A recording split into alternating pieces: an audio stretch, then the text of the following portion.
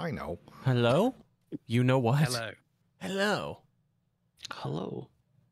Hello. Hello. Hola. We're here Hola. again. Here we are again. Aloha?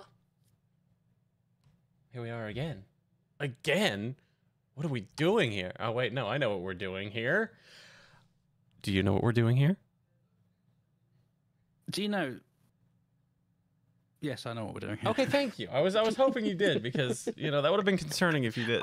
I was about to go on a huge tangent, but I thought I'd better let him do the intros first. Oh, so you're going to let me do the intros. All right. You're welcome. Thank you.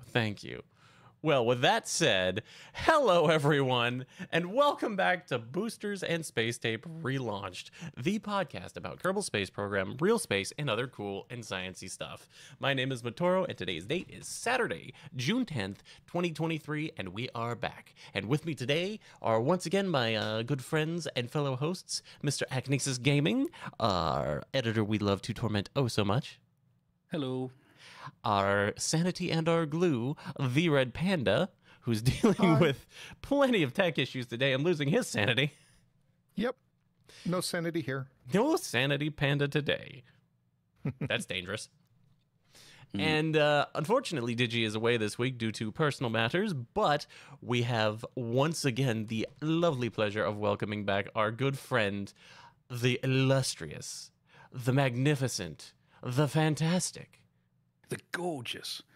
the beautiful, the handsome, the one and only Kofeyh. Hello. I just realized I'm like the only one with no facial hair, you guy. But that's not true. If anything, you've got you more have, facial hair. you have this glorious coat on your face. It's beautiful. What are you talking about? What are you Sorry. talking about? You've got Red? more Come hair on. than all of us combined. I don't understand. I didn't mean to interrupt anything. I'm sorry. I just was looking at everybody. I'm like, wait a minute.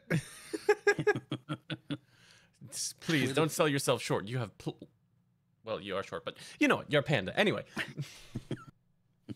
But no. 6'8". 6'8". Wow. A very tall panda. For the rest of the world, that's over 2 meters tall. There you Only go. working Non-freedom feet when it units. comes to height. Yeah. I understand that. I understand that. Anyway, sorry. Go on, Matoro. You're good. Look, I am out of energy today, so if my pacing's off, I apologize. But hey, we're back. Welcome back to episode 9 of Boosters and Space Tape Relaunched. We're back, and we're here to hang out and have a good time, talk about some Kerbal Space Program, talk about some real space. Some cool stuff happened recently, so we're going to get to that soon. And yeah. So without any further ado, we're going to go ahead and jump into our personal progress section as we do. And I'll go ahead and kick that off because, yeah, I haven't been playing any Kerbal. What just fell over? Something just fell over by my desk. Well, it wasn't you. You're still upright, if that helps. I don't know how because it's been a long day, but yes. But anyway, I haven't been playing any Kerbal lately, just because, well, I've been sucked back into City Skylines for the past month and a half, and there is no escape. None whatsoever. It's not a game I've picked up in a while, actually. Beware. No, I know. There's a few games that I'm purposefully leaving alone. Well, Cities has had its final DLC released. So Final DLC? yes, because Cities 2 is coming. They're making a second one, aren't they? Yeah, Yes. that's right. Yeah. Yes, but well, we're gonna need another podcast to discuss that. Dun, dun, dun. No more podcasts. It's fine. It'll be fine. Just whatever. It'll be what? Roads and Railways. The podcast about city skylines, civil engineering, and other cool The and traffic podcast. traffic management podcast. Yes. And you know do people you will know- ask for it now. I was They getting, will ask for it. They will, but I was getting you get inevitable adverts with anything you do these days, and I think I was scrolling through Facebook, and there was a traffic management game for iPhones. Why would anyone do that on purpose? No one likes That's traffic what I say management. about City Skylines, but nobody believes me. No, that's what it ended. Well, I haven't played in a long time, granted, but that's what it ended up being for me every time. Was you get to a certain stage in your city with City Skylines, and it ends up just being a traffic management program. Mm-hmm. And if anyone that plays Transport Fever 1 or 2, same thing there. Yeah, I've seen Transport Fever. I don't want to get into that one. That one's just dangerous looking. But So anyway, many mods. yeah, I have. That's what I've been busy with. I've just been busy with a lot of Skylines, and frankly, that's it. Working, launches. I've got another launch coming up next weekend, so that'll be fun. And then next weekend, leading into the following week with Delta 4 Heavy finally coming back to the Space Coast. So I'm ready. Give me the big orange. I like the big orange. But that's about where I'm at. So hey, Red, what have you been up to, my friend? It's been a little bit. Yep, I was busy off taking care of family after a hip replacement for Mama Panda. Her second one. Hopefully we're done with those now because she only has 2 hips, but she's Any more recovering. hip replacements? It's Yeah, then something went wrong with one of the other ones. Exactly. But she's recovering very well. So, but it takes time, and I was busy with that. The only 2 games I really have had any chance to play since the last time I was on with you guys is Disney Dreamlight Valley, which is basically a Disney take on Animal Crossing, maybe, except with Disney characters instead of animals, and Disney storyline and all of that, and No Man's Sky. So, because there was a big update for No Man's Sky, so I'm playing the Expedition. Well, I'm not sure how big it is, but I've been playing the Expedition, which just came out, so that's been interesting. And the other thing I've been doing is not game playing, but I've been playing around with a program called Stable Diffusion, which is an AI art program. And no, I'm not using any of it on my channel. No hate mail, please. I just have been playing around with it to see what it's like and everything.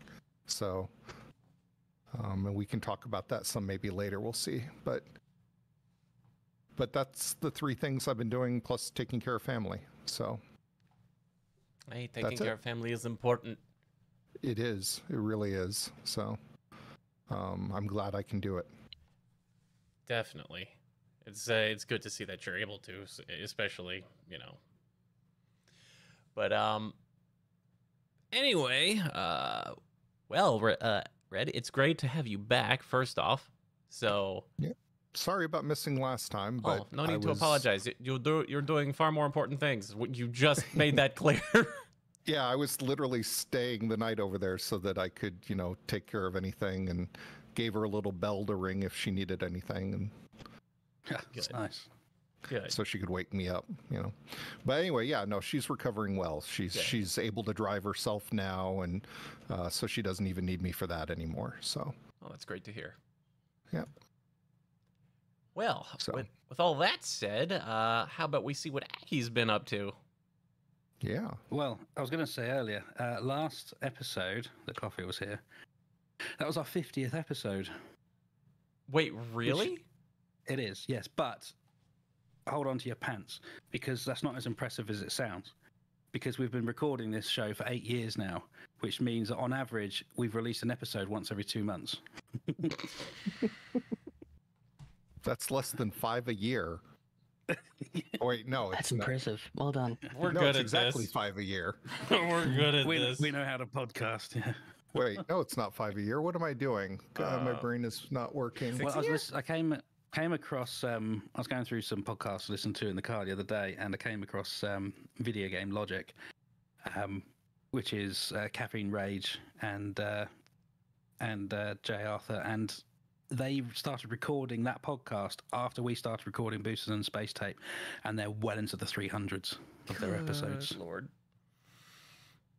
So, just saying. We're good at this. So that was that. But happy 50th episode to us and Kofeyh. Thank you for being here for our 50th episode. Yes. You're welcome. Indeed. But what I have been doing is I'm doing a lot of KSP1, so I'll talk about that in the KSP1 section or the KSP section. Good. But what I have been doing, I'll say now, is I've been renaming all the old episodes. So We need to work together. We do. But I'm talking about back from the very beginning of our recording, back in 2015. So I've had to. What I started doing, in fact, it's what made me think of it when I was talking to you, Mator, about renaming the episodes, because the naming of the episodes, it gives some kind of indication of what's in the episode, a clue to the content, which is very, very useful for everyone. But for the first quite large number of episodes, I didn't do that. I just put the episode title as Boosters and Space Tape, a Kerbal Space Program podcast. And that was it. The only thing I did was put the episode number at the beginning, which gave no clue to what was in the episode unless you actually went into the description, which probably no one does. So I've made an effort to go back and change all the titles. I'm up to episode 12, I think. But it does mean I have to go back and listen to each episode individually again to find out what was in there. Congratulations. Only 39 more to go. Yeah, thanks. You're welcome. It's taken a lot of time because, boy, can we talk. Oh, yeah. But don't you know? Wait a minute. Are you including Prograde in this? No. Oh, thank God. Oh. No. I don't have that much patience. But in the very first few episodes, it is blatantly obvious that we were brand new to podcasting. Oh, yeah. But I heard something, and if you can't cringe at your own past, then you haven't learnt anything or bettered yourself. So I refuse to cringe. Not that I'm saying they're cringy, but they might be. But I refuse to cringe because they are cringy, you're right. But we've got better, so I'm not going to let myself cringe at them. I'm not dead yet. Look, it takes something like 5 to 6 episodes to really find your footing, so... And you know what? I'll make a point. The episode 6 is where we found it. Bingo. Episode 6 was actually fantastic. It was a really, really good listening. And I actually had a lot of fun listening back to that particular episode. And also, ironically, Kofeyh, we were talking about you in that episode. I don't know why you keep linking in so well. It's not by design. It is by coincidence, I promise you. But we were talking about you and the launch clamps in that episode. And it was Clamps Be Gone. Clamps Be Gone. Was the name of the mod by IPeer. Yeah, IPeer rescued my butt. He did. Quite literally, because that's what the clamps chased. They chased the bottom of your rocket because that's where they were attached. And when you launched, there was we'll go into it once we get into the KSP bit, but yeah, then we can recover that again. The exciting times, that was the launch clamp bug, which drove me insane. Yes, and I don't think you were alone. But at the very end of the last episode that you were on, episode 50, for the little audio reel I always put at the end of the outro, for fun, it was that segment of talking about Clamps Be Gone, having just spoken about them and reminisced in the episode we recorded last time. Very good. So, other than playing KSP, that is what I've been doing in my personal progress. Kofeyh, what have your ventures been since we last recorded? Picked up KSP1 again, on and off. Fantastic. Yeah, I don't know. There was just something about it. I started it again about a week ago and just went, I'm gonna create a new save. I'm just gonna fool around. I probably won't spend long, It's been ages since I played KSP1. It'll be fine. I'll only spend a few minutes, and 3 hours later I've got some kind of plane built and I'm flying it. I'm going, I remember this. This was good fun. Wait, what time is it? Oh God. I've got work in 10 minutes. Yeah. Why are the birds singing? Yeah. It's dark outside. When did that happen? So yeah, but also I have been enjoying No Man's Sky as well, because Hello Games had for those that are familiar with No Man's Sky history, it launched a number of years ago and it did not launch well. I'll be kind. It had a pretty rocky start. It was a bit not good, but there has been yet another update. They just keep pumping these updates out, and they're not DLC. You just get it as part of the game, so they just give you more stuff to do. And I've also been taking part in the latest expedition as well. Yay! yeah, it's good. Like if you are interested in No Man's Sky, you keep hearing about it, and you're like, I don't know, I'd like to give it a go, but it's a bit Minecrafty in that once you start, you don't really know quite what to do. You know, you might punch a tree or something in Minecraft, but No Man's Sky it's a wonderfully big sandbox, but it's a bit daunting because you don't really know what you should be doing. The expeditions are fantastic because they give you a bunch of things to do, and you get a bunch of rewards as a consequence. You get to do a bit of exploring, you get a bit of running around, you get to unlock some stuff, and it just kind of takes your hand and carries you through essentially the early start of the game, which is fantastic because not a lot of games do that. Some have tutorials, which are good. Some have tutorials which are not good. But yeah, expeditions are a great time to pick up No Man's Sky. So, but that's been my last couple of weeks. I still haven't played it. I know we talked about it last episode, and I haven't played it yet, but it has not left my mind. I need to. Well, so the next 4.5 weeks or something, the expedition runs. They give you heaps of time as well. So that's the thing. It's like 5 weeks. If you wanted to, you could crush it out in like a 3 or 4 hour sitting. Particularly if you're familiar with No Man's Sky and you're able to pretty much speed run it, which some of us kind of do now, to see how fast we can get from point A to point B and so on. But the expeditions are great. They're very chill. You don't have to progress a huge amount. You can just jump into the game, play whatever hours you have or don't have, and then jump out again, and it's just waiting for you to jump back in when you feel like it next. It doesn't demand a lot of your time, but it can consume quite a bit if you let it. It's quite good. You may be making me want to try it again. Yeah, I'm keen to start. It is so different to what launched. It's like it's No Man's Sky, but it isn't. It's something better. It's kind of hard to describe, but yeah, the No Man's Sky at launch and the No Man's Sky now are fundamentally different games. You still do similar things, but they are fundamentally different in just about every good way possible. If there's any example of a game turning around from being a dumpster fire into something good, that's the example. Yep. Yeah. No Man's Sky has gone from a bin fire. It's gone from a skip, which is a large rubbish bin on fire floating down a river, to something that is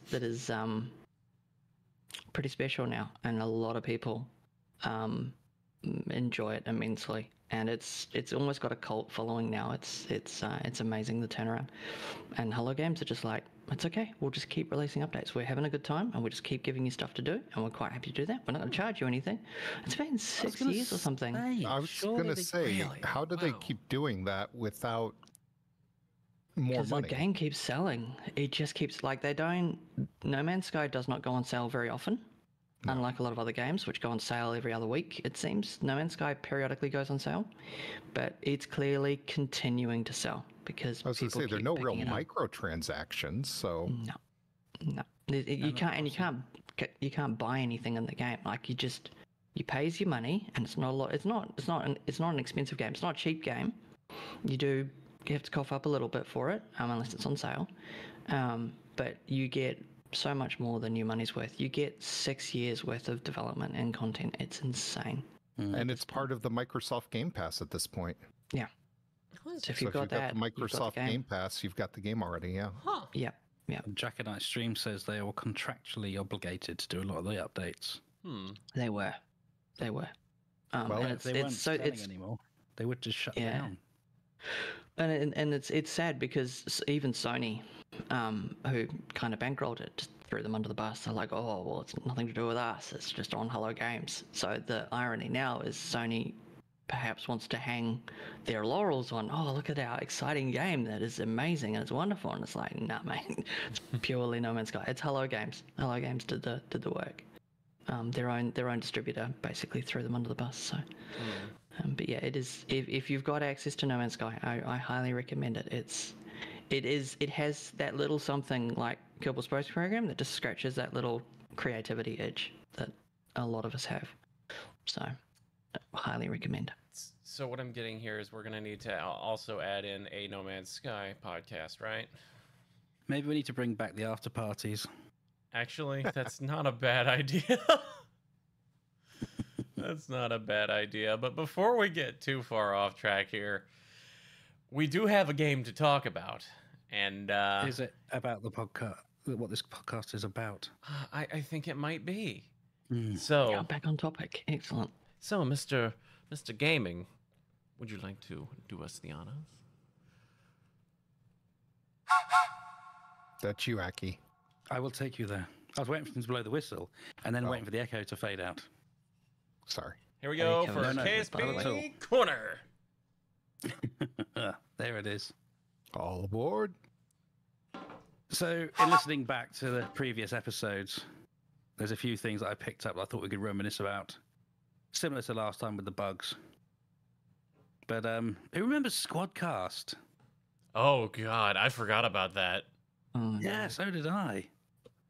But KSP2 does nothing like that, does it? Doesn't do the KSP TV, doesn't do the Squadcast, does nothing, doesn't do anything like that at all. No. But whether it would be successful or not, because there's something else that we could talk about at this point, is now it could be something to do with Twitch, it could be something to do with KSP 1 and 2, could be a bit of both. But when we were streaming KSP 1, all of us, when we're doing KSP TV, when Squadcast was around, there was literally hundreds, if not thousands, of viewers watching Kerbal Space Program in Twitch.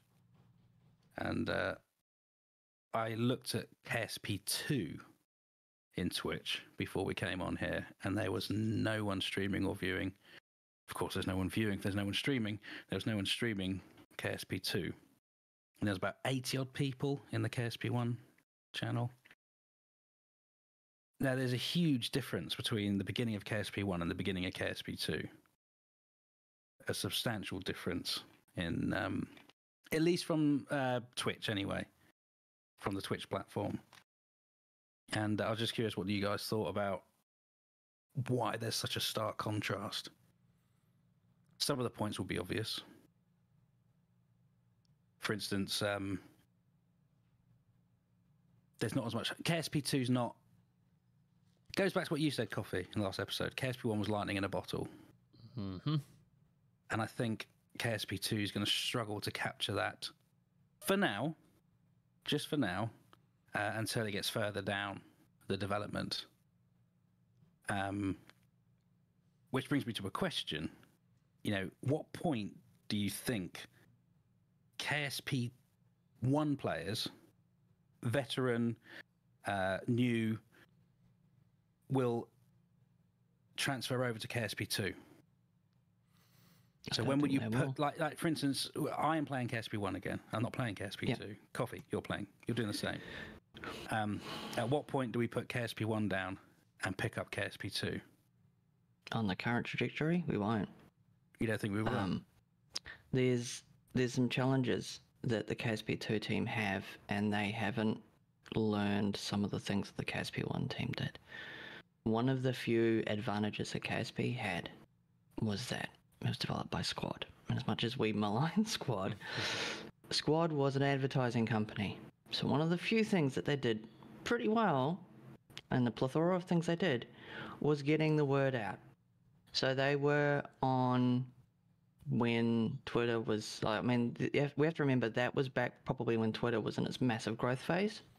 So they were leveraging Twitter, they were leveraging Facebook, they were leveraging platforms to get visibility out there. And they were attracting a lot of people in the process. They also drew on a number of streamers that at the time were doing pretty well. So they brought a bunch of third-party people in, basically, to share in that joy and the craziness. What we have at the moment is a development team that clearly loves what they're doing, but they're completely inside a bottle, and they're doing everything that they want to do, but there's really... It's essentially, there's a group of people having a great time developing a game in a silo, and then you've got a group of people that are hoping that KSP2 would recapture the lightning in the bottle that was KSP1. The two aren't talking to each other. And if that continues, that's pretty much how you end a game. because what will happen is one day the people funding KSP2 are going to look at the numbers and they go, this is not sustainable, and it's going to take X amount of time to get it to be sustainable, and can we afford to continue to spend probably not insignificant sums on a game that's making people want to play other games, particularly KSP1. So KSP1 I think has had a bit of a revival. I know on Steam it was pretty much not being played much at all, and it's picked up again. So the numbers are kind of plateaued, particularly around the time that KSP2 was announced and launched, and then it's starting to climb again because it's reminding people of, yeah, look, KSP1 had some issues, still has some issues. It will never not have issues because it's a Unity-based game, and all Unity games suffer weird quirks. It's just part of the engine. But I think it's reminded people that actually KSP1 was a pretty darn good time. You could do a lot with KSP1. What I think eventually happened for a lot of people is they just ran out of challenges in KSP1, and you can invent them now, and we've got science, we've got a bunch of other ways to The mission build. expand the length of time that we can play. But ultimately, you kind of hit a roadblock at the end of the day of going, well, what do I do now? I kind of done everything. So I think people were hoping that KSP2 would introduce something new, and the whole new galaxies to explore, new solar systems to visit, that was a huge draw card, and it was the one thing that they probably needed something of really early on. Yeah. They're focused on trying to do a bunch of stuff that KSP didn't do, rather than going, let's just do what KSP1 did because it was hugely successful, but we will look at multiplayer, which was a huge draw when that was like the third party multiplayer, which was busted. It was just busted, but it was fantastic. Half a dozen people having the best time of their lives in KSP at the same time is something to behold. The dark multiplayer. Yeah, I remember multiplayer that. was insane. I did that. KSP2 really needed some sort of initial, even if it was just co-op, where you could bring a couple of friends in, like limited to 4 people, because that makes it other platform friendly as well. 4 is a 3 orders of 3 and orders of 4, and there's a reason that that's in a lot of games because it's very cross-platform friendly. They didn't do that. We don't know when multiplayer is coming. I don't think they've announced it yet. And the multiple systems keeps being pushed because I don't know that they can actually do it in Unity. I think they're going to struggle. So the 2 major draw cards that people were like super pumped for KSP2, the things that would make it be the successor to KSP1, they're giving you that endless freedom to just sort of go anywhere you like and escape the system, and multiplayer, which are 2 really big draw cards, aren't there. They're not there. And without that, it's just KSP1 with mods already. Yeah, they've just taken some of the mods and what I bolted them said in. years ago. Yeah. I said And if they can't do something that's not in the mods already, then who's going to go for it? Yeah. One of the So reasons I don't play KSP2 just yet is because KSP1. I don't think I've really said this, but KSP1 was a nightmare, but I had a good time with it. We all came out with that. There were many moments in the streams where we'd have to turn off the game or put it down for a bit because of the bugs or the mod conflicts. I mean, when it was 32-bit, who remembers the mod cap? You could only have a few mods before you hit the memory, and they were constantly changing in and out mods. And because either you wanted to change the memory leaks and all this sort of stuff. Remember DDS loader? I remember spending hours, even sometimes on stream, troubleshooting save files. Oh god, picking apart the save files. Picking apart the save files, deleting in a text editor and trying to fix things because some mod broke, and when I removed the mod, it broke the save. Yeah. Yes.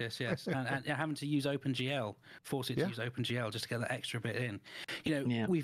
My point is we've done all that, and it was brilliant, and it was frustrating, and it made us cross, but it made us laugh. And we got through it, and we came out the other end, and we've got a fantastic game now. I don't really want to do that again. Nobody does.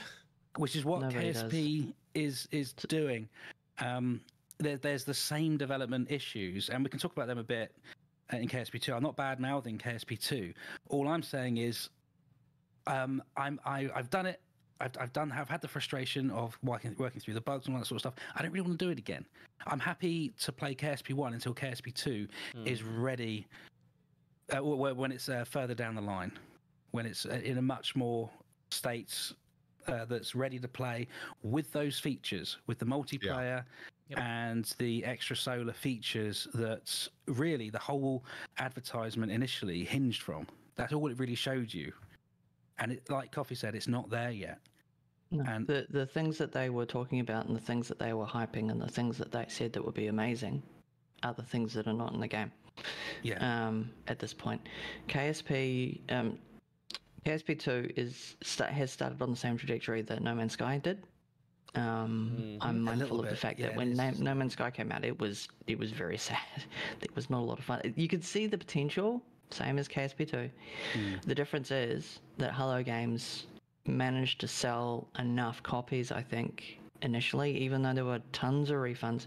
I think they had the nest egg that they needed to just go away and go, we love this game and we reckon it's going to be great and we just need time. And it took probably 2.5 years for No Man's Sky to start improving. By year 3, there was a lot more there, and then by year 4, it was really starting to take off, and it's just gone up. It's just got up from there, and because they've now got it to such a fantastic point, it's selling again. I think No Man's Sky is still selling. People are still buying it because it never hit saturation to begin with. I think one of the challenges with KSP1 is KSP1 probably hit saturation. KSP1 being what it is a little bit niche, but I think we can safely say that KSP1 probably hit critical mass and then it hit saturation, in which case just about everybody that could have wanted the game had the game, because either they were buying it on a sale or they gifted it. I know a few of us like to infect other people with the enthusiasm for KSP1, so we would just give you copies of the game. I remember doing that. Guilty as charged. I don't see too many people gifting KSP2. I got gifted KSP2. I didn't buy it. Same. I bought it. But I think that ultimately it's going to come down to, can the team that's building KSP2 pull a Hello Games moment, which is always a challenge. You're an underdog and you have to basically fight to keep the game going before someone comes in and basically says, that's it, lights out, everybody out, we're closing it down. And how long is it going to take them? Because realistically, they have about 2 years from the initial period to when things will probably get shuttered, and they've chewed up a fair bit of that already. Well, they were very overdue late on their release. Yeah, and that's the other thing, that No Man's Sky, the Hello Games, they were starting to punch content out, and it was rough. The first few updates were rough, but they did it anyway. They just got the content out there as quickly as they could. And started reviving the game. And I think that if the team developing KSP2 can do the same thing and just start pushing, you're going to get yelled at anyway, dudes. That's the reality. Dudes and dames, you're going to get yelled at. People are going to hate you anyway. Yeah. It doesn't matter. It doesn't matter what you do. So you're better off to get as much of the good stuff in there as you possibly can, as quickly as you can. Doesn't matter if it's busted. Just get it in there and get it out. The last thing you can do is fret about what the community will think. Is what Hello Games did. They just went into a silo and they said, well, we don't care about the barbs. We've got a strong back. We'll take on the feedback, and some of it's pretty reasonable. They agreed that the game was very rough and they weren't happy about the launch time either. But they got stuck in and did the work anyway. And my concern with the team is that they're taking a lot of what's being said personally, and that's really not good. They can't, because it's people have become very emotionally invested in the KSP universe and will say and do things that are very not nice. You have to just rise above it and recognize that it's going to be there. There's going to be great feedback and there's going to be not great feedback, and you just have to pump the work out regardless. And you just have to get stuck in. And if they can do that, they'll pull a miracle out of the hat. But it just depends on whether they can and whether they have the room to do that and they have the funding to do it, because it's a niche game. So I don't know how many copies have sold. It won't be selling very many now, I don't think. So if they manage to get a very high number of sales based on being on the coattails of KSP1, great, they'll have the funding they need. The concern will be whether they have the funding to punch out 2 years worth of content as quickly as possible, because that's what they need to do. The advantage No Man's Sky had as well was that it was a brand new thing, its own thing. Yeah, yeah, it is. It was a whole new, it was a whole new genre. KSP too. Yeah, the original KSP, there's nothing like it as well. No, but KSP2. My point I meant KSP is also, not KSP2 when I said that. Yeah. So it had that sort of endearment or that curiosity or of something nothing quite like it. Yeah. Whereas KSP2, straight away, it's trying to reinvent something that was. It had very large shoes to fill. Yeah. And I think the best point is that the two major edges that KSP2 would have had over KSP1, multiplayer, extra solar, it didn't start out. It started out as a buggy mess. Until it's better than KSP1 or has content KSP1 doesn't have, people are going to play KSP1. Yep. Yeah. No. I'm just going to catch up with chat a bit because there's been a bit going on. And I just want to add on to what you were saying, though, Aki. Not only was it a buggy mess, it launched without so many critical features. Like an expensive buggy mess. Yes. That's another problem. Yeah. I mean, that's another problem. I've said my piece about that. It was. I know you got a copy given to you. I know how much it is. I know how much it is. And that's the other problem. No Man's Sky at the time was expensive, but it wasn't like Legendary Edition. Here's my entire wallet for the next 3 weeks. Yep. Go crazy. It was No Man's Sky sold at about what standard AAA titles sell for. But it was a released game. It wasn't early access. I think if it was early access, it would have sold cheaper. KSP was free for a very long time, and then they started charging money for it. Because I remember, very early games, initial charge was only a few bucks. It wasn't. It was like nothing. If KSP2 was half the cost that it went at, they went, we're going to start at this price, and we'll look at increasing it potentially on release. But at the moment, this is the price, and you make it very difficult to refuse. In that, there's a price point here around the $45 mark, which is about 30 Freedom units at the moment, roughly speaking. That $29.95 US type price point, you're going to get a huge number of sales because people are going to go $30, and it's KSP. Any day of the week, here's my money, go. You charge people like $90 plus, which is what I was looking at here, and I'm like, I'm not buying the game. I'm sorry. It's KSP, and I love KSP, but I'm not spending that amount of money for basically a slightly prettier version of the same game when I've already got the same game. And it's more feature complete. And this is something that's going to be very interesting for Cities Skylines 2. Cities Skylines 2 has to be something, they have to redefine their genre. They have to do something that's going to put it above Cities Skyline 1, because that's got so much content now and it's so well developed. Yeah, it's got rough edges and certain things don't work, and it's Unity. But it's Unity. At that point where they're going to have to, Cities Skylines 2 is going to have to introduce some whole new mechanics and bits and pieces to really expand that city building genre and redefine it. Otherwise, people will just play Skylines 1. And that's the noose that KSP2 has, is that it lives in the shadow of KSP1. And KSP1, as much as it was even rough to an extent at the very end, huge modding support, basically infinite capability, infinite potential. It's very hard to do that again. And if you just do that again, people aren't going to be interested yet.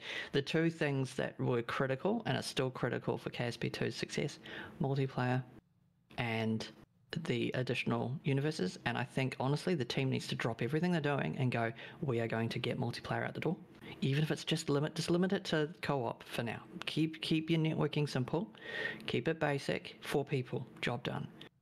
Then move on to the systems, because those are the things that define that platform. Those are the two things that the people are going to be interested in. Get those in, mostly working, and it'll take off. But until they do that, it's going to basically die. I think. Prove that you can do it, because there's a lot of doubt on whether or not it's even theoretically practical. A lot of people question whether or not that's even seriously doable. I've heard a lot of, I've even heard them say that they had some of it working in-house. Well, fine, then, show us. Right? Yeah. They're terrified of two things. They're making the mistake that everybody does when you work in an industry where there's lots of eyeballs on you. You try and shoulder that burden rather than letting the burden go, because it's not your burden to carry. The people that you support or the community that you look after are going to have feelings, and that's fine. They can have those feelings, but you need to just press on. And that's a hard thing to do. It's a hard thing to do, because it's your baby, and they're saying not nice things about your baby, and you want to defend your baby, but you honestly don't have time to defend the baby. You just have to make the baby better. And the two things that are going to make KSP2 interesting are the two things it doesn't have, and it's the two things they're not focused on. Because they keep talking about, we're going to fix bugs, and we're going to do this, because everybody's upset about bugs. Well, yeah, you have to fix bugs. And people will say, you just stop development on everything else and fix the bugs. This is what a lot of communities will say about games. If they do that, the platform will die, because it starves. Because eventually you run out of things to do, and then you just go and play another game. And you're not going to tell the developer that, I've got bored now, I'm off. They're just going to leave, right? So they have a massive vacuum of income, and then they can't add the bits that they really need. So I'm hopeful at some point the penny will drop, and that the two things that KSP2 was known for and is what people bought it for, the multiple systems, put one in. Just put one in and get it plumbed in. Multiplayer. Don't worry about multiplayer. Just make it co-op for now, because that's what people want. PvP in KSP doesn't make a lot of sense. You can do it, but it doesn't. And people did. They used the third-party mod to kind of. But it's not really a platform for that. Most people just want to build a rocket together, build a space station, go explore. That's what people want to do. Bit of shooty as well, but mostly just experiencing the game with other people. An experience is always better when it's shared. Yes. Yeah. That's why so many games that have multiplayer do so well. It's because, if Destiny 2, which is a shoot 'em up game, you run around and you shoot stuff, and it's a shooter looter, right? If you were just doing that by yourself, and you could only ever do that by yourself, you didn't have a choice, but it'd be horrid, right? The best fun you can have is playing games with friends, right? Some of the best fun you can ever have.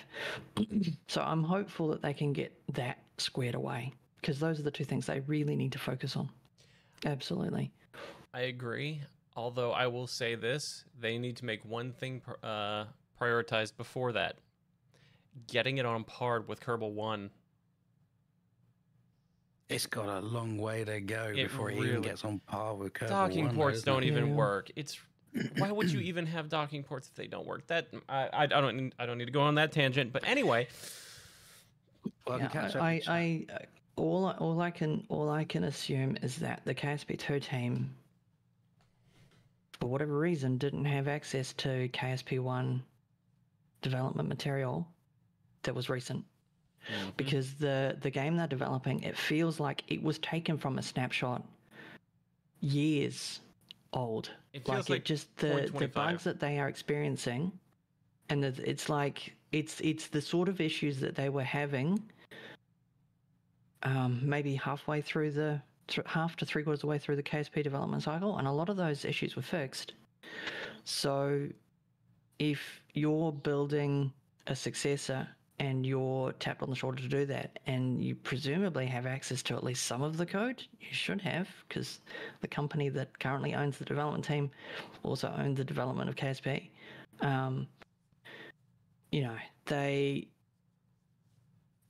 It's just strange that you would reintroduce stuff that was fixed a long time ago. And well, hold on, because take a look at Bethesda. Take a look at Skyrim, Fallout 4, and Fallout 76. Fallout 76 released and still has at some extent bugs that were fixed later in Fallout 4, but before Fallout 76 came out. The for lack of a better word, dragons, because they stole the flying animation from Skyrim, had the same bug where the dragons sometimes flew backwards. So, I mean, it's not just KSP that has this problem. This is a problem that a lot of development companies have when they take assets or code, and suddenly bugs that they already fixed are showing up in the new project. Yeah, and some of that can be traced. So, yeah, some of that can be traced to the engine as well, because Fallout 4 and Fallout 76 and Skyrim all use the same engine. So some of those quirks are engine specific, as in the bug is related to the way the engine works, and they will have had workarounds that worked fine in a particular release of the game, but that workaround may not necessarily translate to fresh code if it's not included. So some of the bugs a number of the bugs in Bethesda games, it's honestly one of the best parts of the Bethesda games are the bugs, let's be honest. That's what adds a lot of the humor to the whole thing. Are engine specific, and Unity has some really weird quirks, and that's what we saw expressed within KSP1. Unity, those similar sort of quirks got expressed in games like Cities Skylines as well, because it's based on Unity. So some of those bugs exist because they're engine specific. You're quite right that bugs do get reverted, and it happens, right? But I think this sheer number of things that were corrected that were uncorrected in KSP2 was, I think my impression is they got to a point where they just had to ship. They ran out of time and they just had to ship what they had. And if you're going to do that, fine, so commit to it.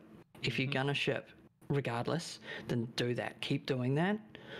You're going to get some people upset, but if you set that as your starting point, there's no point trying to backtrack from that.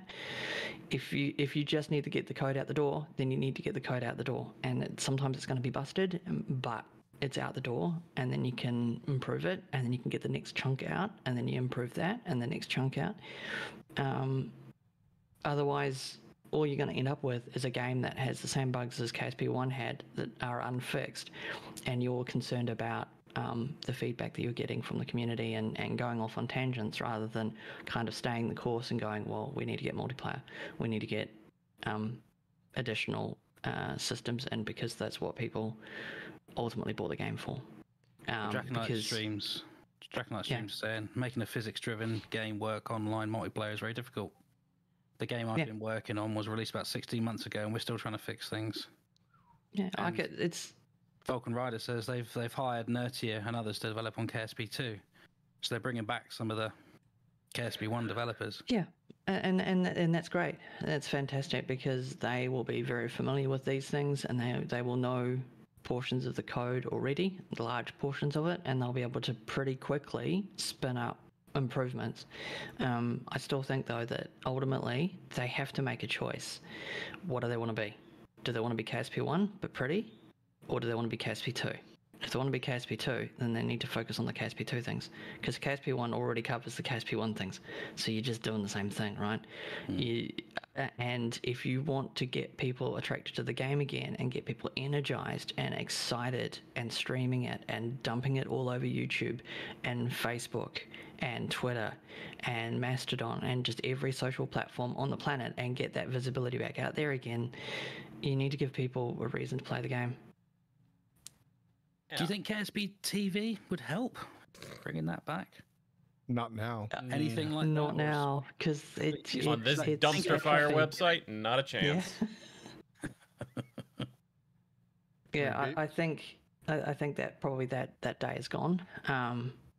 But that doesn't mean that they can't use Twitch and do short streams to cover off the work that they're doing. It doesn't mean they can't do what they're doing already on YouTube. Some of the snippets they do, they're super short. They like go, oh, we're working on this, and 30 seconds later it's like, oh, is that it? Okay. Well, before they released the game, dev updates, the videos they did were actually really well done. Yeah, they were. Mhm. And they they were- just stopped doing them now. And I'm like, they're probably, well, we don't have time. And it's like, no, you need to make time because that's your lifeline. That's what keeps people. If people can see that you're trying, and if people can see that you're working on it, and people can see progress, they'll stick with you. If they think that you've just abandoned them, then why would they stick around, right? It is. They have some major challenges to solve, and none of them are easy, and none of them are fun. But they kind of come with the territory. So I just hope that they get the room, the time, and the budget to knock it out of the park. Because nothing would make me happier than KSP2 with multiplayer that I can hang out with people like Matt and just shoot the shit, so to speak. You might have to nuke that one, Aki. Everyone gets a NASA boop. It's great. Yeah. Filling Digi's role there. Yeah.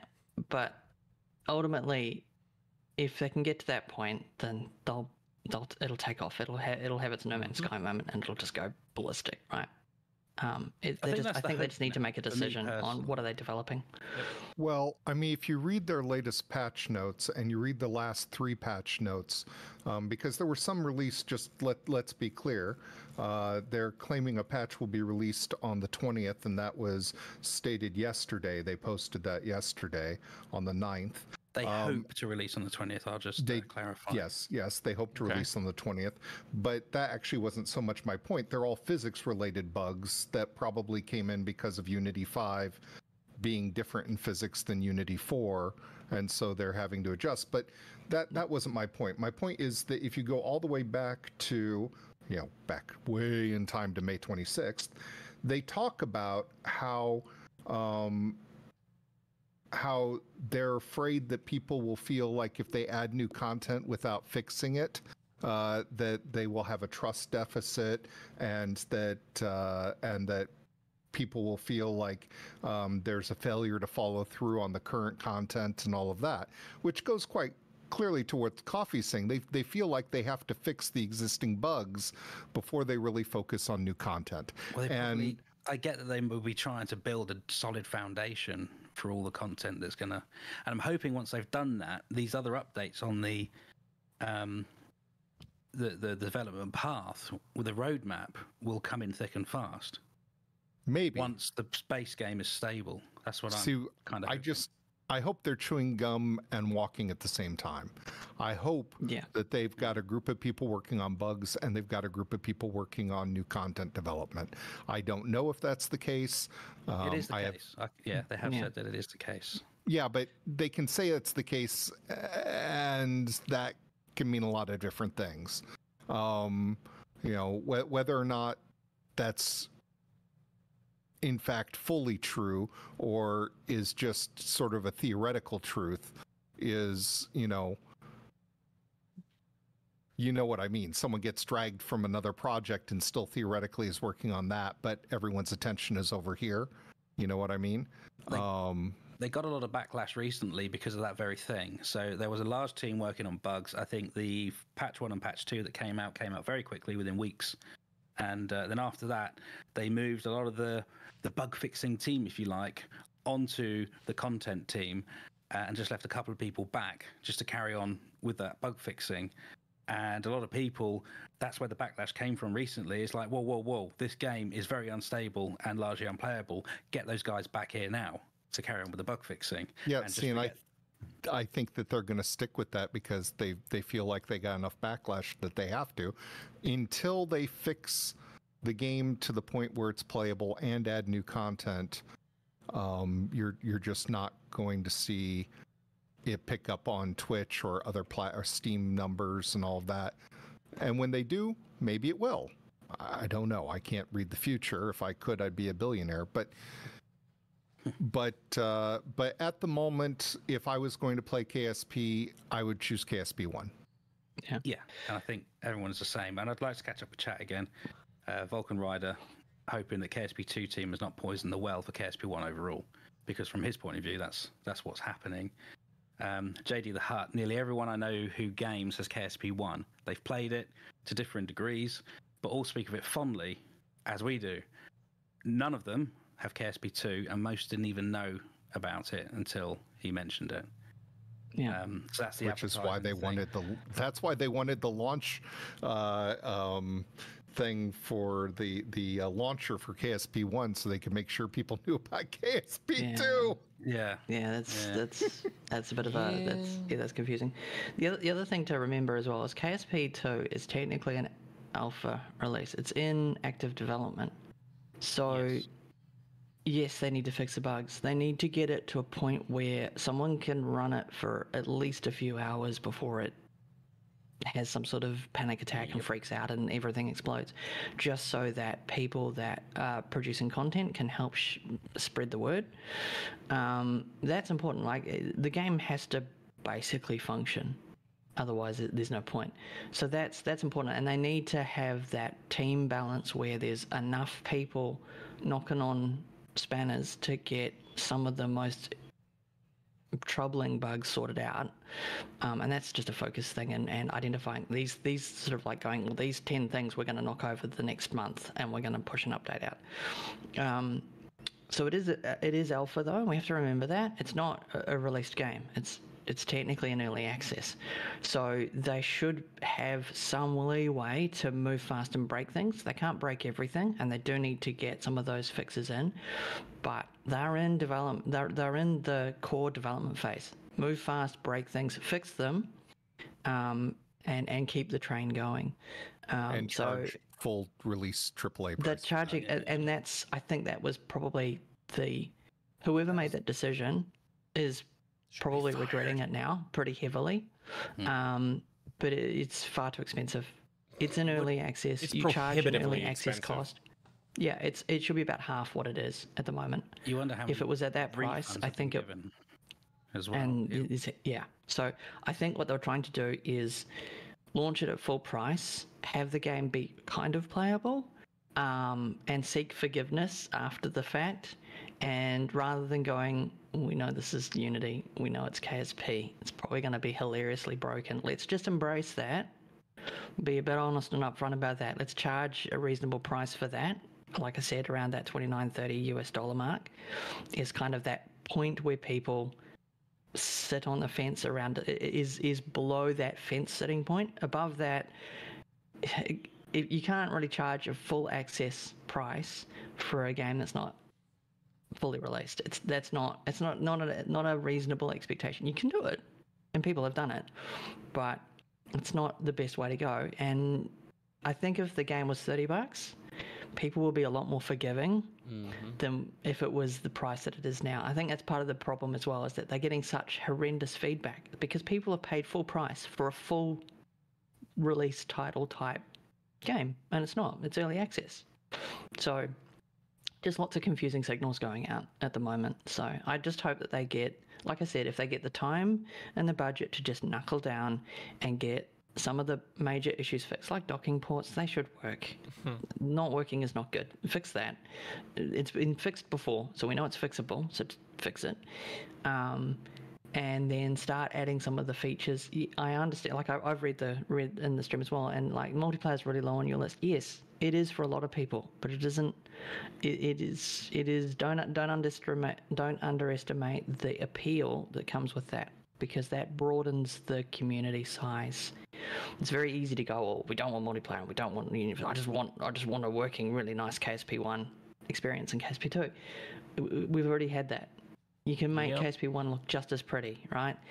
So if you embrace things like getting the extra solar systems in, just add one and start looking at multiplayer. It may not be on everybody's top 10 list of things to do, but it broadens the community and increases the size of the community, and it allows the game to have a broader interest, and that's healthy. That increases the income, and it helps the team get some of the things that the game promised to do.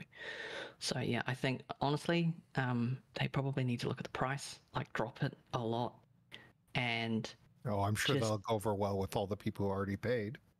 Yeah, and it will, right?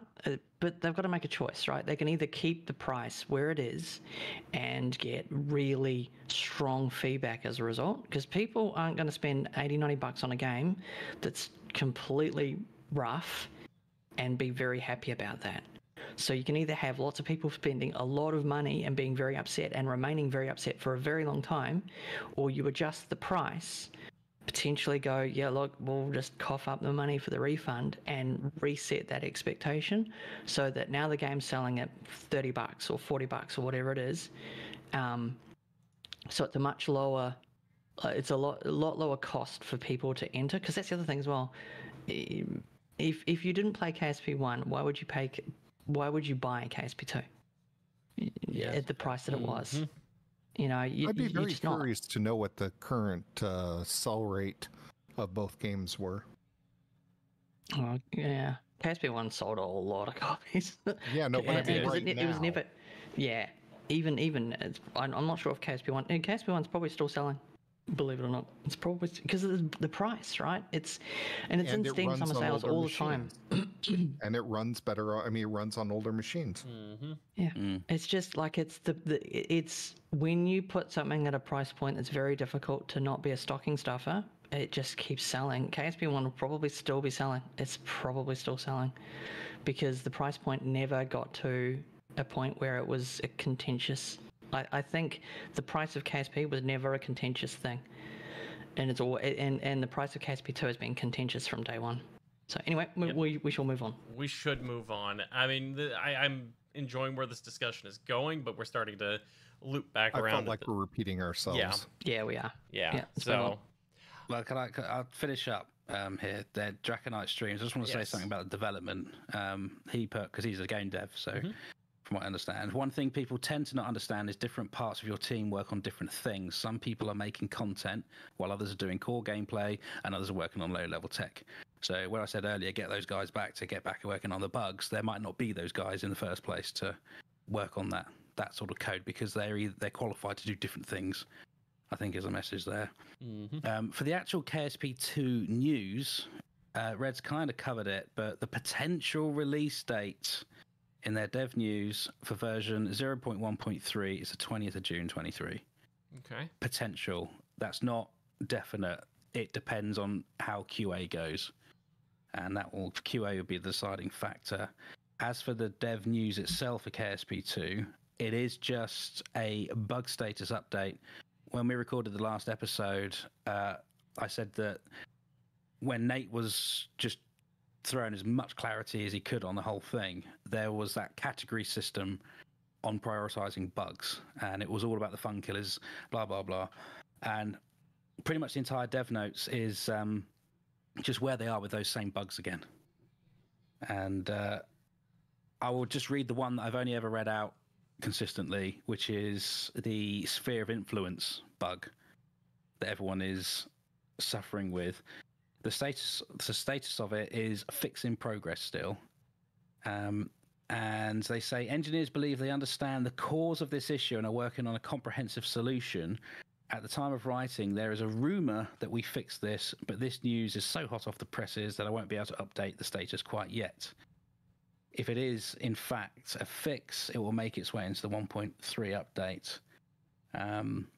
And they gave a good example on the orbital. The instability orbital decay keeps rising and falling.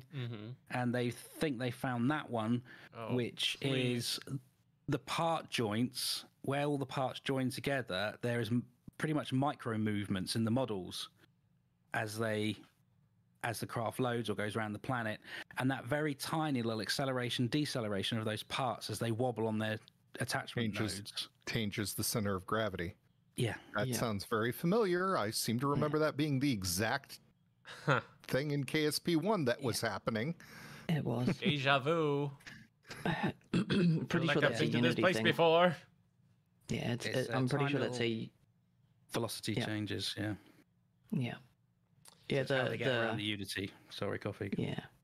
It's the onload event. There's something weird in Unity when they do an onload, when it catches up with where the game state is, and it kind of tries to roll that snapshot and present the the calculations. It just, there's something weird with that. And I like Red, I remember there's something similar with KSP1 as well. Well, even KSP1 now, it's almost impossible to get a fully sustainable geosynchronous orbit. Yeah.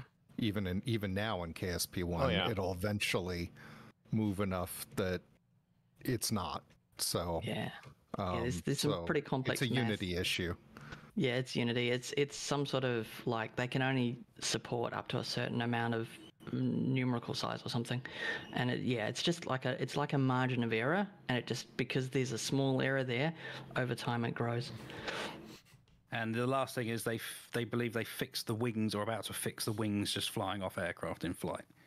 That's another fix they've got. That would be, yeah.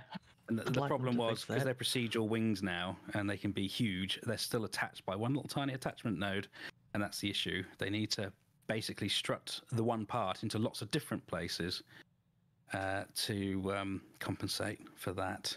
And Draconite Stream says that he is a game dev and has worked on big game titles. So Yep. he knows what he's talking about as well. Indeed. I'm done. I had actually a lot more to talk about, but no, we'll save it for next episode.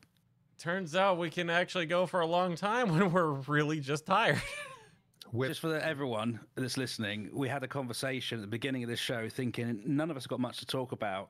How can we fill this show with content? And I haven't even got through half of my notes. Surprise, an hour and 11 minutes later. With luck, we will have the next patch to talk about next time, because the 20th is before our next episode. So Say that again, sorry. Wait, what? with luck, we will have the next patch to talk about before our next episode, because they're hoping to release it on the 20th, Right. and it's currently the 10th, so our next episode would be the 24th. Ooh, right? Indeed. Yes. Right. So we can talk about it more then if it's released. Indeed. Well, that'll be great, because clearly when we don't have anything to talk about, we Babble. We just talk We about just go. KSP for hours. We're like a Yeah. It bubbling just shows how brook much of we like the nonsense. game. Indeed. Yes. Yeah, if you weren't invested in the game and you couldn't spend an hour talking about it, then you Wouldn't run a podcast. I think it's indicative of what it means to people that you can just sustain a conversation for that long. So And we never run out of steam either.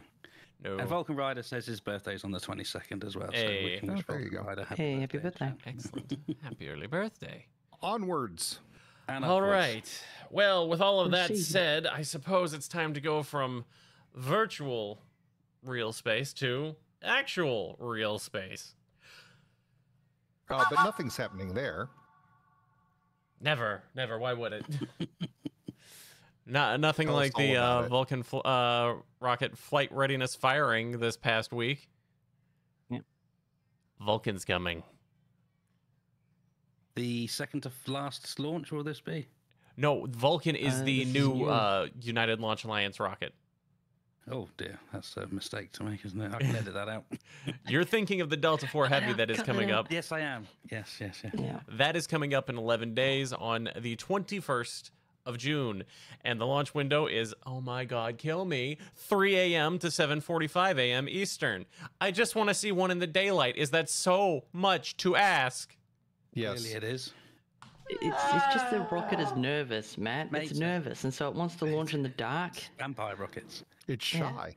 And you It's don't have shy, to that's do it. this hobby. You choose to do this hobby. This is all your fault. Shut. But anyway, yes, Delta IV Heavy is coming up on the 21st, as said. It will be the penultimate launch of the Delta IV Heavy rocket, with the final one coming. I believe it is currently scheduled for no earlier than January of 2024. It was delivered to Cape Canaveral about a month ago now, so the hardware is there. They just need to get the payload and to get this other one out of Dodge. But the other United Launch Alliance thing that I wanted to talk about, like I mentioned, was the flight readiness firing of United Launch Alliance's Vulcan rocket, which is their new in-development rocket. It is coming, and it will be launching, hopefully, within the next couple of months. Now that they've gotten the FRF out of the way, they're just waiting on the investigation on the Centaur 5 anomaly that happened in Huntsville. We're waiting for the resolution of that, but once that is done, I don't see any reason why they can't set a launch date, assuming, everything is good with Centaur. So, exciting times. And that's about all I had to talk about for Real Space because, well, like I said, I've been exhausted. I didn't. Did you guys already talk about the whole Blue Origin doing the second Artemis lunar lander now? Oh, I forgot about that. That Okay. seems kind of hot news. That's Yes. fairly. Thank you, Red. And Vulcan also has a new engine as well. Yes. But Speaking of the Blue Origin. SpaceX has messed the bed enough that they're now looking at Blue Origin doing the second Artemis lander. Yep. Well, we speculated that, didn't we? Not that long ago. Not necessarily. Well, sort of, but Not in those words specifically, but it's now formally released yes. that Blue Origin is going to design, develop, and test its lunar lander for the Artemis 5 mission in 2029, where Artemis 3 is SpaceX. With HLS, yes. And Artemis 4 apparently is in a bit of limbo. Yes, that is my understanding as well. Right now we're stuck in limbo with waiting on HLS, which the Artemis 3's landing is not happening in 2025. That's No. basically been SpaceX confirmed. is so far behind their original timetable Yeah. that it's a disaster. So Hang on a minute. Are they still using Starship for the first landing? Starship is HLS for Artemis Yep. 3.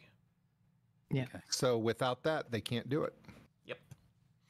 And Which since is why they're working flat out on getting HLS back to flight status. Mm-hmm.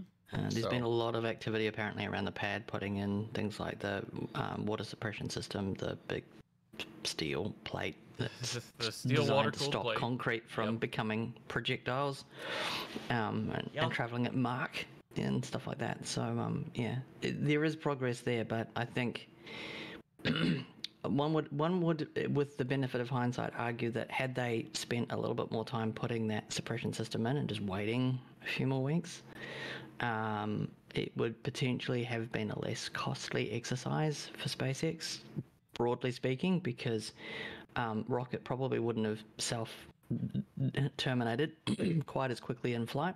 It wouldn't have sent large chunks of Texas into the other states. Okay. And, The suppression system would have only saved the pad. There was no saving 24/7.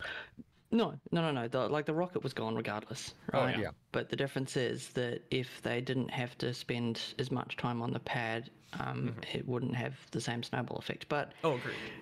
I think it's extremely good that NASA have gone, I think we need a second option I because think they're taking too long. They're way Yeah, behind schedule. it's I mean, and NASA can't really point the finger and go, oh, SpaceX is running behind, because remember, they're building their own rocket and that's horrendously behind. So Even their spacesuits are behind. So yeah. Well, yeah, I mean, so I think it's I was just going to Sorry, say go. the big issue with HLS is NASA was backed into a corner. They didn't have the funding because they originally wanted 2 landers out of the gate. They wanted 2 landers, but they Yeah, were they backed did. into a corner on funding, and HLS was the only affordable option that they had on the table, so they had to take it. Yeah. So they've got 2 options now, essentially. So they've got 2 groups on the go, and that's good because it will foster competition between SpaceX and Blue Origin. It also keeps Blue Origin honest because they're building all sorts of different rockets, but they haven't really launched anything. They've got one rocket that they periodically send up, and it's great that Vulcan is now using the BE4 engine, which is what's going to go on their launch system. So that's good for them because they can see that actually the damn thing works. That's fantastic. So in that instance, when it's not NASA doing the contracting and they're contracting out, it's really good to have two parties. It's expensive, but then spaceflight has always been expensive. But it means that both teams kind of keep each other honest. And I think in a way, SpaceX not having that competition didn't make SpaceX what SpaceX is. SpaceX having to compete is what makes them kind of good at what they do, and the lack of competition for their super heavy, I think, is probably not. It has been unusual because normally they have to compete on everything. For that one, they haven't had to compete. In fact, Elon had two teams within SpaceX competing against each other to try and create that same situation, because there was no competition. Now there is, and I think that will help improve the outcome, because they can't kind of muck around like they have been, and they can't maybe take the same risks that they have been, because those future contracts are on the line now, because there's another player, and that player has a working engine. So once they connect that to a tank and get it orbital, that's gonna light a fire, I think. So that will, I hope so. Redetermine. I think that will, because it's what SpaceX needs, right? They need competition to be I'm glad I brought that up. Yes, thank you. Because I didn't know if you guys had talked about it last time I wasn't here or not. No, we didn't. I completely it skipped my mind. Oh my god. Okay, because that's actually been a thing since before last episode, so that's why I was unsure if you guys had brought it up, and I thought that was fairly significant news, considering what's been going on with the rest of SpaceX and such, because everyone's behind schedule and we know that, but it's important to see what steps they're taking to try to keep it from getting even further behind schedule. For sure. Anyway, that's all I had to add with real space. Oh yeah. Is that a crab on your microphone, Mator? Yes. Okay. It is a crab. It's Sorry, actually a little pen Matoro holder. has crabs. It's official. It's a pen holder, but all I have available right now is my knife, so he can hold a knife. But yeah. So Blue Origin. My personal opinion, I think Blue Origin's going to land before SpaceX. So do I. They have a working engine now. They have a working engine. And here's the thing. I'll let you get back to your point in a second, but the first launch of New Glenn is going to be sending the prototype lunar lander. Oh. Out of the gate. Oh, yes, they're already building it, aren't they? Yes. Yeah. Blue Moon. Yeah. So this is good.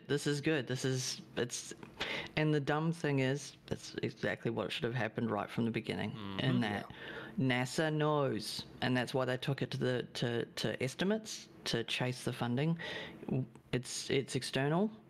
We've got someone competing. We need to have competition, and they've got history, like going right back through to Saturn and so on. They realized that they needed multiple contractors to compete. Otherwise, you get $6,000 hammers and $20,000 screwdrivers, right? You get, and you get very slow progress because there's no financial benefit for them to move much faster than they really feel like moving. Whereas now you've got two organizations that have proven capabilities, and I think Blue Origin will be quietly pretty happy about the result of the BE4 engine test for Vulcan. That's really good. That's a really good sign. As long as the rocket can sustain full ISP for the length of time it's supposed to, then that's going to be a pretty crazy platform as well. So it's an exciting time. It is actually a cool time, because there are a lot of players on the field now, and I didn't think we were going to be going back to the moon anytime like before the 2040s, to be honest, at the rate things were going.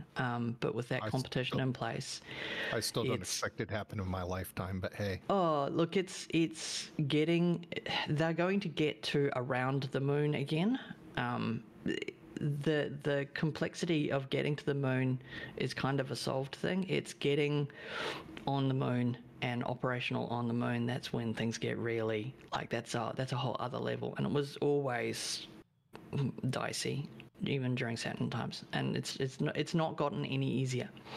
So but it's good. It's good to see the competition. It will keep both teams honest, and NASA gets a better outcome as a result. It's it's just a shame that competition hasn't like nudged along the launch system that NASA are building, because that's kind of building in its own little vacuum, and that's who knows when that's gonna fly again. So, and it is what's that, Red? Do we have a toot toot, or are we moving on, or we'll be moving shortly. I just wanted to say, I think it was the partnership between Blue and ULA is probably the most brilliant thing that could have happened. absolutely.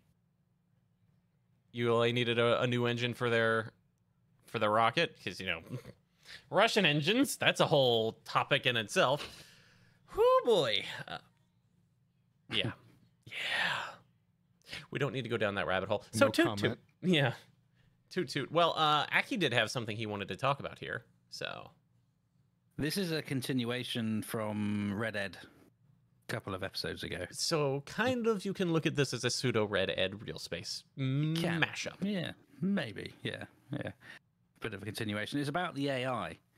And I wondered if the AI and its pattern recognition and everything we're talking about would be useful in astronomy. And apparently it is.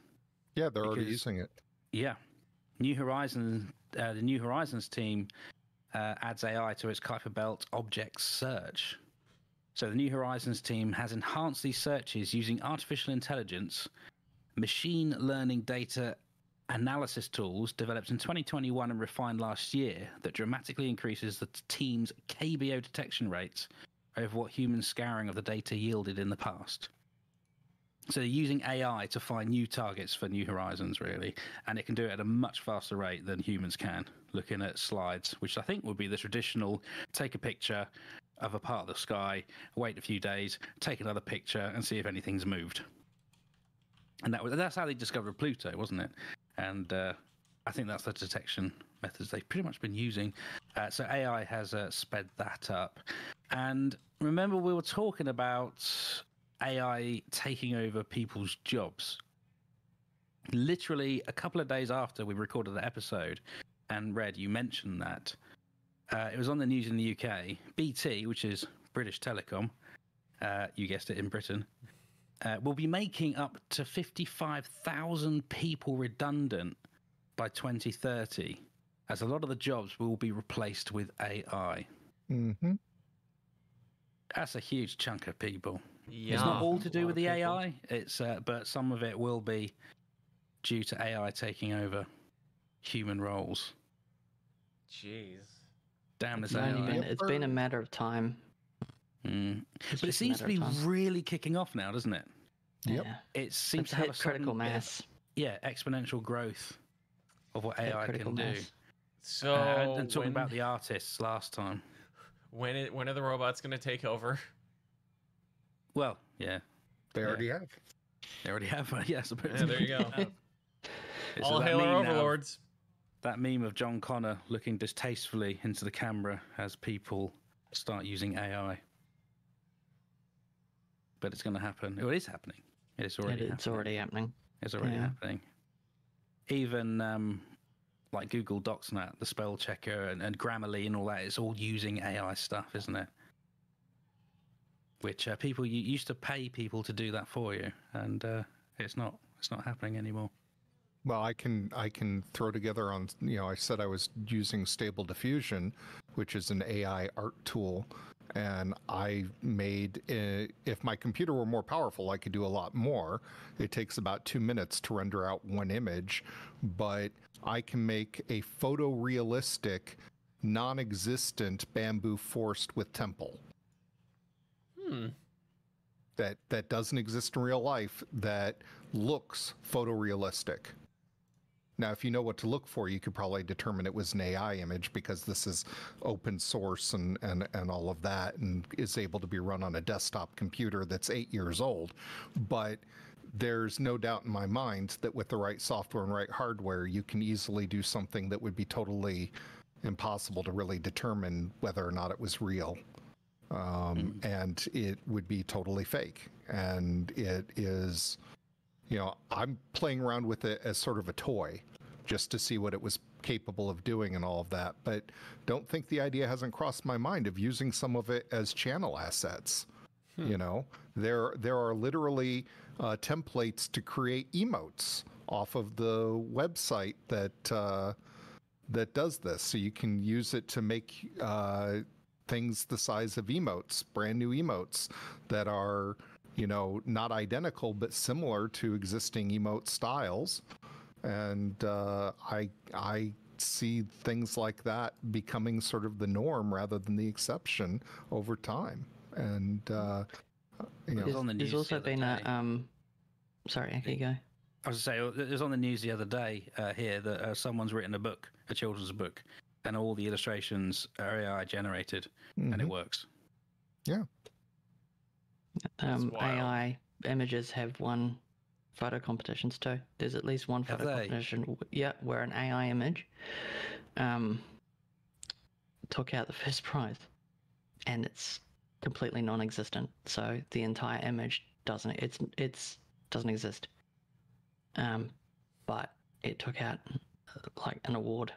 Yeah. So here comes. Has anyone seen the video, the AI generated video of Joe Biden and Donald Trump eating pasta?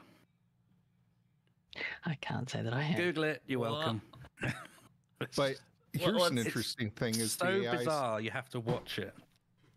The AIs are getting good enough at voices that you can basically take audio clips and, you know, make it say anything you want. You can train the AI based on someone's existing voice or other things. So imagine video game studios going, well, why do I need to hire voice actors when I can have an AI voice actor and all I have to do is program it, and if I have to add some lines later on, talk about easy, and I don't have to worry about paying them, and I don't have to worry about, you know, consistency. Well, James L. Jones has already sold his Darth Vader voice to Disney to be generated by AI from now on. The Darth Vader voice used in the Kenobi series was not James L. Jones. It was AI generated. So there you go. So I mean, just this is the future now. So anyway, no Red Ed Corner though this week. So that's our Red Ed Corner. Yes. Yeah, so it's a bit of a bit of a truncated episode this week because, well, we've all had things going on. So if we're done discussing that, I think that's probably going to end up doing it for us for today.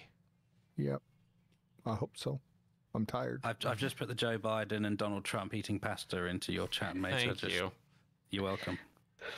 You know, in that same vein, like Red was talking with voices, have you seen or listened to the video of Elon Musk and Joe Rogan playing Minecraft? No. Yeah, it's something. Yeah, it's going to be impossible in the near future for normal people to tell what's real and not. You know, professionals will still be able to tell, but the average person will not be able to distinguish between fake and real content very soon, I feel. Yep. So we're also going to have that event where something that's been invented is convincing enough that the major news networks pick it up and run with it. Yep. And that's when it hits that point, and it's going to hit that point if it hasn't already. At some point, a manufactured, non-existent event will occur, and it will be so believable, or rather, it'll carry the right tone to seem legitimate that news organizations will pick it up, and at that point, there is no stuffing the genie back in the bottle. That's at that point things get very interesting, and potentially it's going to create because at the moment none of this is regulated, none of this has controls, there's no constraints, copyright laws are unable to keep up. We're going to have that watershed moment where something will happen and it will seem so real that it will be indistinguishable. News outlets will run with it. It will potentially create mass panic. And I think at that point, people are going to be like, whoa, okay, this needs some constraints and regulation. And What it's constraints probably can you gonna- possibly put on it, though? Yeah, that's it.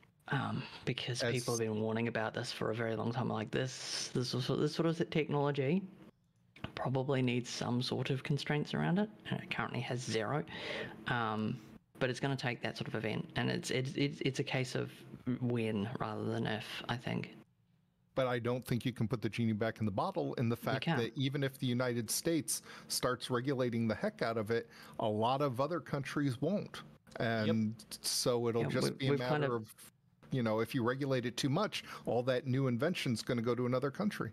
Yeah, and it's one of those damned if you do, damned if you don't moments, and it's also a case of the opportunity window for some sort of, nomination or notification that this is manufactured content, and having something there, that window is pretty much closed, I think, at this point. Because we're at that sort of crossover point. Theories. Yeah, we're at that point where it's crossing from something that's get ready with the mute with shit posting on Twitter. It's gone from that kind of level to now being mainstream. It is mainstream now, so it's just a matter of time. So yeah, life is going to get very interesting very soon, I think. Oh yes.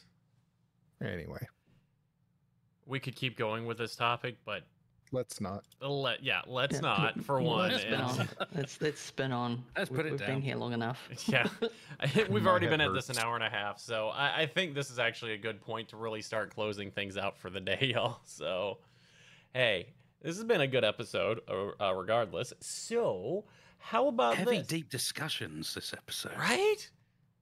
It's Is not this what really happens been when any we don't have Digi? lightheartedness. Let's get really deep.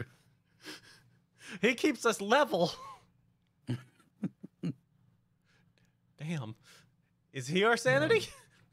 Well, I had some very funny what? KSP1 stuff to talk about, but I'll save that for next episode. yeah. Save it for next episode. Maybe if I We've was gone deep. less in pain and less tired, I'd have been better. Sorry. It's all, No, I think you're good, Being you're tired good. makes us all very serious, doesn't it? Very Right? serious talking. The- I'm tired. I will be serious. And here's the title of your episode: Serious Stuff with Serious People. Who are seriously tired. Yes. Oh, Seriously tired people being very serious for an hour and a half flat. Yeah. well, on that note, I think it's time to do one final. Because it's time we close things down for the evening. And everybody, we're going to go ahead and close the episode out and say we'll see you again soon for episode 10, which will take place on June 24th, assuming the world doesn't explode. We'll be back on June 24th. I think that's taken over by Skynet. You know, at this rate, it's possible. I just hope Skynet likes our podcast. We need to be kind to the robots. Take mercy on us, great Sky Lords. But everybody, we're going to go ahead and close this out, and I'm going to say thank you once again for tuning in to the Boosters and Space Tape relaunched podcast. As said, we'll be back on June 24th. We're going to go ahead and say we'd like to thank Popsky for our commissioned intro and outro music. You can find all his music on his Bandcamp at popsky.bandcamp.com. That is POPSKYY. You can follow us on Twitter, TikTok if Digi ever gets to it, YouTube, Instagram, Facebook, and in Facebook at Boosters in Space Tape. I need to bold that "and" because I always skip it. Do it right now. I'll do it while you're thinking about it. But I need to fix it on my template. Oh. I need to fix it on my template. Another template. Yes, I'll give you access. But anyway, you can shoot any questions or feedback to... Yes! You can shoot any questions or feedback to boostersinspacetape@gmail.com. To keep up with the live recordings, you can follow here on my Twitch channel, twitch.tv/Matoro. That's Matoro. You can subscribe to Boosters and Space Tape on various platforms, including Libsyn, iTunes, Spotify, and iHeartRadio, and basically anything else you can think of, because Aki made us discoverable. Yeah, I did. Yay. Yeah, you did. Yay. Y'all, I've been Matoro, and with me have been my wonderful friends, not Digital Psychosis. I forgot to take him out of the outro part here. I'm good at He's this. still I one of swear. our wonderful friends. But he is one of our wonderful friends. But you... My God, this is such a disaster. No, my no. wonderful friends, Akinesis Gaming. It's good fire. Yes. The Red Panda. Hi. I'm sorry, bye. You said my name and I just Yes. said something random. Yeah. We're really tired, And can you tell? then I rode over Red's goodbye. I just stole that away from him. Hi, everybody. All right, take it from the top. My wonderful friend, Akinesis Gaming. Goodbye, hello. The Red Panda. Gazebo. Gazebo. And our illustrious, handsome, beautiful compatriot, Gorgeous. the one and only Kofeyh. Hello and goodbye. He probably won't come back now, after all. Kofeyh, thank you once again for joining us and filling in for our other fellow from down under. You're welcome. It's been a pleasure, my friend. Everybody, have a good evening, Likewise. morning, noon, whatever it is for you. Thanks again. We'll catch you soon for more Kerbal, real space, and other cool and sciencey stuff. We're out of here. Watch Donald Trump and Joe Biden eat pasta. No, Is thank that you. really how you want to end this? Words to live by? No. That's it. We're out of here. Bye-bye now.